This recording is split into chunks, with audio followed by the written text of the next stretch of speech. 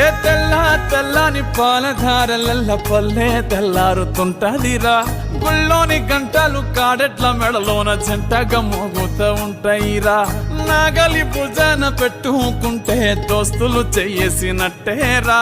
కొట్టు గోదా పక్కన ఉంటే కొండంత బలగం ఉన్నట్టురా. చల్లగాలి మోసుకొచ్చెరా సేను శిలకల ముచ్చట్లు. దారి పొడుగు చెట్ల కొమ్మలా రాలుతున్న పూల సప్పట్లు. గట్టి మోపులు కాల్వ గట్టులు చెమట సుక్కల్లో తడిసిన ఈ మట్టి గంధాల పల్లెటూరు దీని తీరే అమ్మ తీరే.